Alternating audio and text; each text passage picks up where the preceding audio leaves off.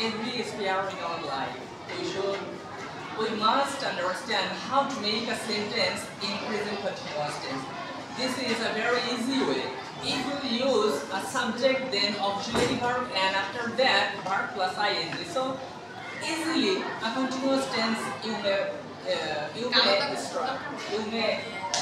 may.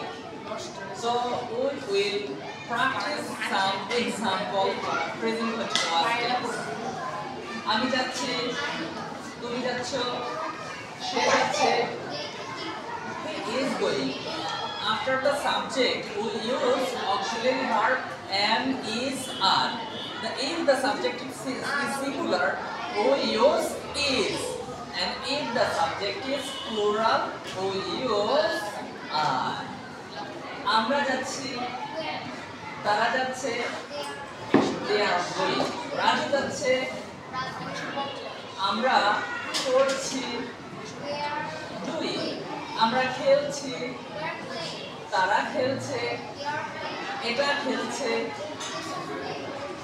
আমরা দেখছি, we are watching, we are doing, we are coming, we are standing, we are reading, we are writing. These are present continuous tense. Thank you to understand.